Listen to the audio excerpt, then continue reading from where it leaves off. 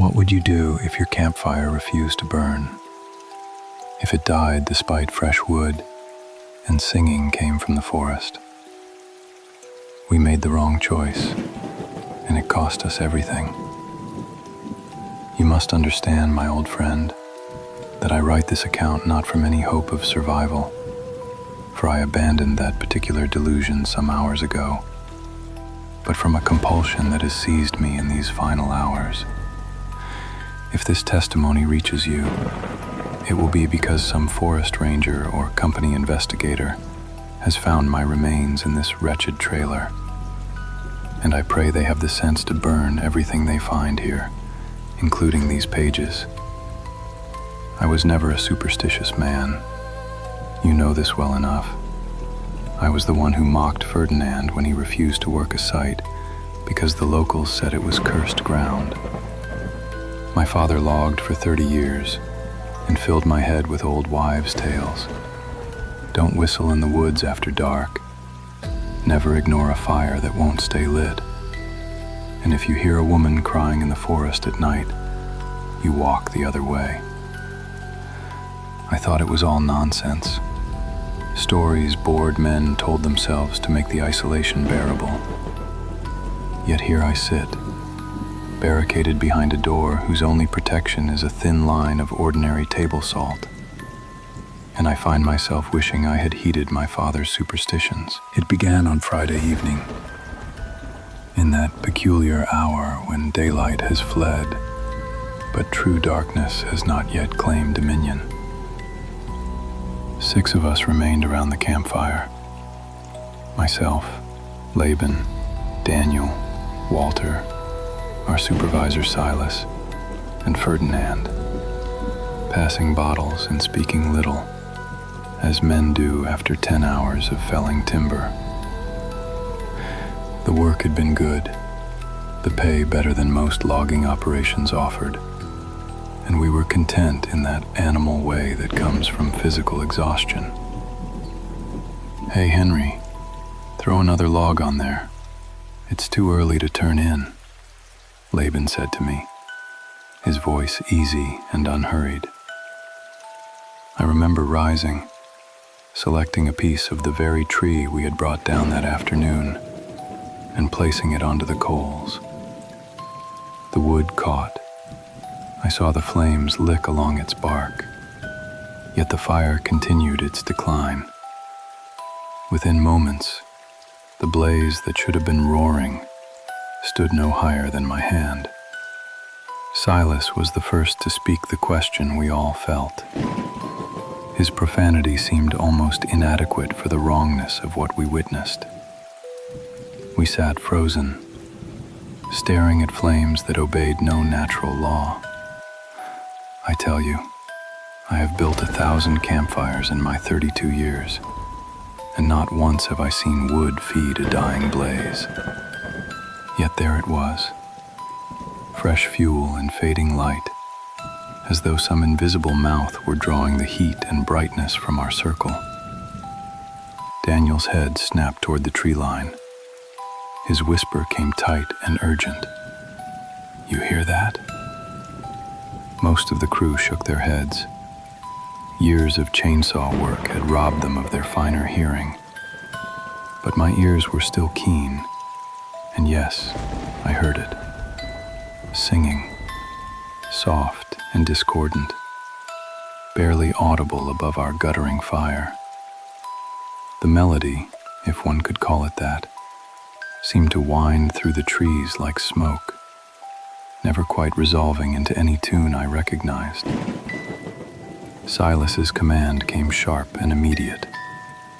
"Everyone inside, now!" The fire died completely as we scrambled to our feet. Darkness fell upon us with such totality that I stumbled forward blindly, my hands outstretched. Behind me, someone screamed, a sound that carried in it such violation of the body that my gorge rose. Through the sudden chaos came another sound, the bright, terrible twang of a banjo string. My hands shook as I fumbled for my phone. its meager light spilling across the clearing. I made the mistake, then, of looking back. Laban lay upon the ground in a posture that the human spine was never meant to achieve. Above him stood a figure, I will not say a man, though it wore a man's general shape, holding what was indeed a banjo. The instrument seemed obscene in those hands, as though some sacred thing had been put to profane use. The figure's head began to tilt upward, toward my light, and I turned with such violence that I nearly knocked Daniel to the ground. He stood paralyzed, his eyes fixed on the thing behind me, his mouth working soundlessly. I seized his arm and pulled, shouting at him to move, but he remained rooted. The trailer door stood perhaps 10 feet distant. So close, my old friend, so terribly close. But Daniel would not move, and I am not proud to say that I abandoned him. I fled into the trailer where the others had already barricaded themselves. And when Silas saw that Daniel could not be coaxed from his paralysis, he slammed the door shut and seized a canister from the storage shelf. Ferdinand demanded to leave immediately. Silas threatened his employment. The standoff ended with Ferdinand stalking out into the morning sunlight, declaring he would rather lose his job than his life. We watched him walk to the sleeping trailer, retrieve his keys, and stride down the trail toward where our vehicles were parked. Nothing happened to him. Nothing emerged from the trees.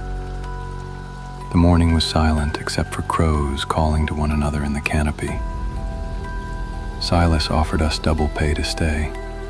Hazard wages, he called it, made possible by having 4 fewer men to compensate. Walter accepted immediately.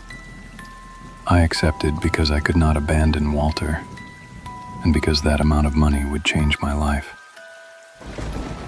I tell myself now that Ferdinand surely escaped, that he made it to his truck and drove to safety, though in my heart, I know better. While Walter and I operated the equipment, Silas tended to the bodies. I never asked what he did with them, and I suspect it does not matter. The day passed with agonizing slowness. Our reduced crew could accomplish only a fraction of our normal work. Yet Silas stood back as always, observing rather than assisting. When the sun began its descent, we returned to the trailers with all haste. Ferdinand's body lay between the 2 buildings, sprawled in the dirt. We did not stop to examine it closely. Walter and I barricaded ourselves in the sleeping quarters. We attempted to distract ourselves with cards, but neither of us could focus on the game. My hands trembled each time I reached for a card, and I found myself glancing repeatedly at the door, at the salt line Silas had carefully laid there, before returning to the kitchen trailer for the night. An hour after sunset, someone knocked. The sound was polite, almost tentative.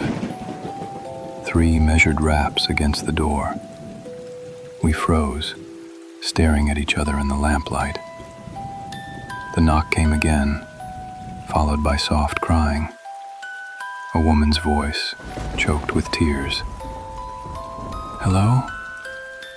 Is anyone in there?" Silas shook his head violently at us, his finger pressed to his lips. "Please," the voice continued, rising in desperation. "If anyone can hear me, I need help." Walter's expression shifted into something like anguish. I saw him look toward Silas, silently begging permission to respond. "There's something out here." The woman's voice had taken on a note of pure terror. "I think it might kill me." "Silas," Walter whispered, his eyes glistening. "She needs help. We can't just leave her out there." Our supervisor's response came harsh and low. You want to help her? You take her to the other trailer. But you are not letting whatever she is pass that salt line. The distinction in his phrasing was not lost on me. Whatever she is, not whoever. Yet Walter could bear the pleading no longer. He had a wife, a young daughter. Perhaps he imagined them in similar distress, hoping someone would answer their cries. He rose and approached the door, opening it with excruciating slowness to avoid disturbing the salt line. I could not hear the woman's words from my position, but the cadence of her voice pulled at something deep within me. I found myself standing, moving toward the door, drawn forward by a compulsion I did not fully understand. Only Silas's hand on my collar saved me, jerking me back into awareness. The doorway stood open and empty. A cold wind blew into the trailer, far colder than any November night in these woods should produce. Silas rushed forward, slammed the door, and frantically repaired the salt line where Walter's passage had disturbed it. Something struck the trailer's exterior with tremendous force, causing Silas to leap backward. He landed hard on the floor, breathing in ragged gasps.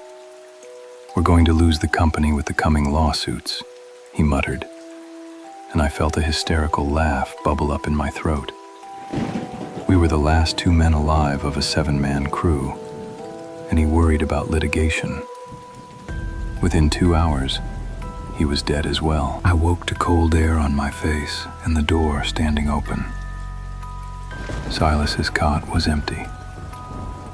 I ran to the door and pulled it shut with shaking hands, then knelt to repair the salt line. The canister felt light in my grip, nearly empty. As I poured the last grains along the threshold, Silas's final scream tore through the night. The canister slipped from my hands, burst against the floor, scattered its remaining contents across the boards. I dropped to my knees, trying desperately to sweep the salt back into some semblance of a barrier. My hands shook so badly that I succeeded only in spreading the grains further. A knock at the door caused me to flinch, flinging salt in every direction. "This will go easier for you if you just come out." The woman's voice was patient, almost kind. "It can be quick, painless even." I write this now at the small table, my hand cramping around the pen. The salt lies scattered and useless across the floor. I can hear her at the door, though she no longer speaks. There is instead a soft scratching, methodical and unhurried, as though she, or it, is testing the wood's integrity. "You must promise me, my old friend, that if this account reaches you, you will not dismiss it as the ravings of a mind unhinged by isolation. I was never prone to fancies. I have tried to record only what I witnessed, described as accurately as my failing composure permits." The scratching has stopped. The door handle is turning now, though I distinctly remember locking it. "Tell my sister I am sorry. I will not make Christmas this year." The door is opening. God help me. She is not a woman at all.